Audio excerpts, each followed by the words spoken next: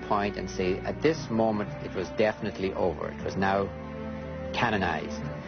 When Constantine wanted 50 copies and was willing to finance 50 parchment copies of the complete Bible. Now that would be a very big book and very expensive. Nobody was going to say to Constantine, well, we haven't totally finished deciding what's in and what's out. At that moment, it was very clear. When the emperor was ordering and the emperor was paying, the canon was closed. The Bible, now with 2 testaments, both Old and New, is finally sealed and begins its passage to the modern world. In the late 1800s, fragments of an ancient Hebrew manuscript were discovered in the storage room of this synagogue in the old quarter of Cairo.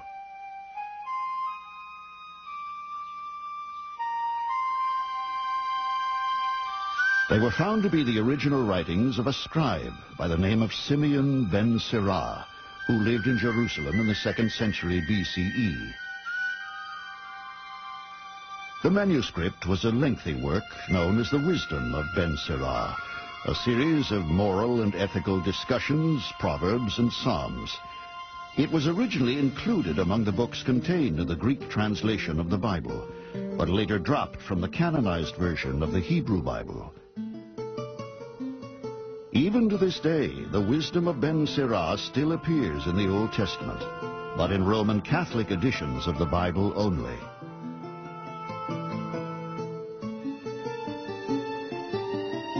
Whoever finds wisdom is great indeed, but not greater than the one who fears the Lord. Fear of the Lord surpasses all else. Its possessor is beyond all compare. Wisdom of Ben Sirah, 25:10.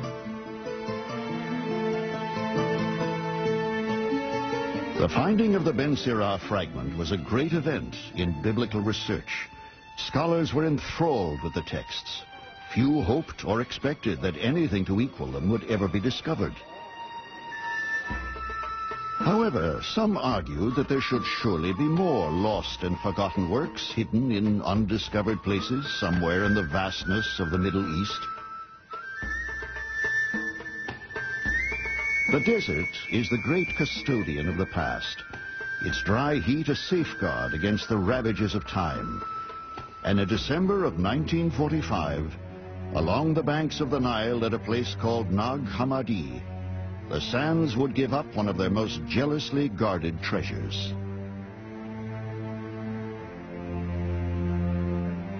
Housed today in Cairo's Coptic Museum, the now legendary Nag Hammadi Library is a series of 13 fragile handwritten documents dating back some 1,500 years. It is a unique prize from the ancient world. The well-preserved leather-bound papyrus manuscripts came from the early days of Christianity. They were produced by scribes belonging to a secret religious sect known as the Gnostics. I will teach you when the time of dissolution will come. The first power of the darkness will come upon you. Do not be afraid and say, behold, the time has come. The Book of the Dialogue of the Savior, verse 122.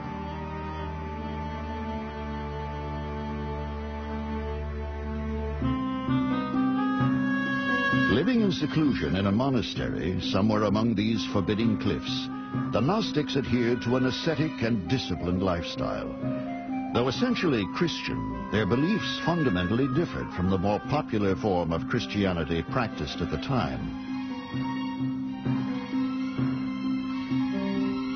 After the Emperor Constantine embraces Christianity, any form of religious practice that deviates from his own is branded heretical, and the Gnostics now find their Spartan sect in peril.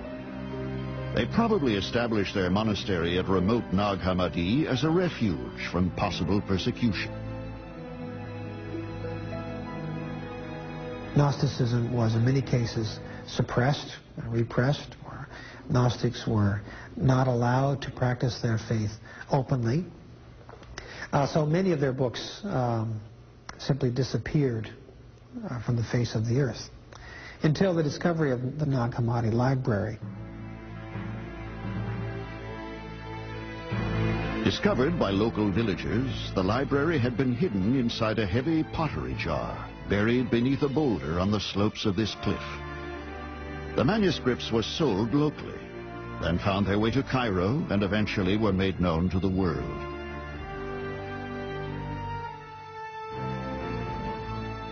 The writings are in Coptic, a combination of Egyptian and Greek. They are some of the earliest Christian writings ever discovered.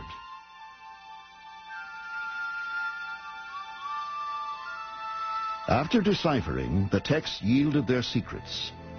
One of the most exciting discoveries was a previously unknown gospel written by Thomas, reportedly one of the 12 disciples of Jesus.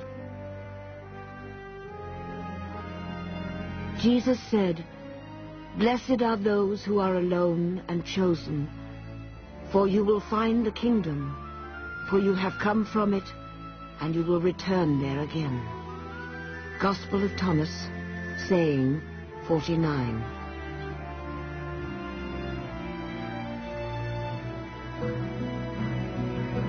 Many regard the book to be equal in stature to the 4 Gospels canonized in the New Testament.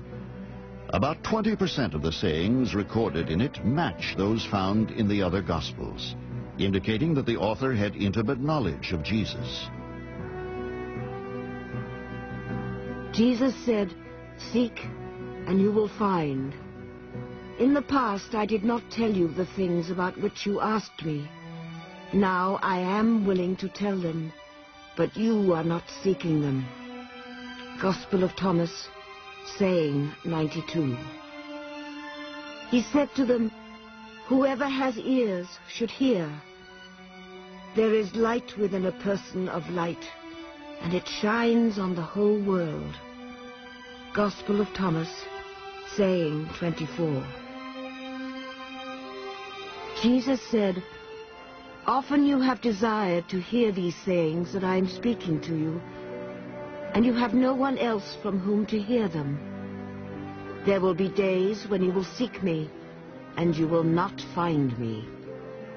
Gospel of Thomas, saying 38.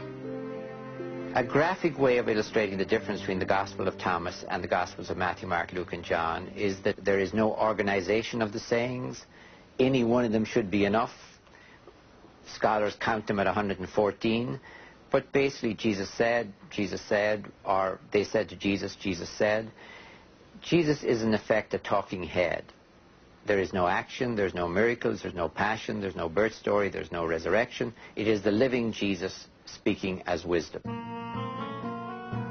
None of the Nag Hammadi manuscripts themselves were finally included in the New Testament canon.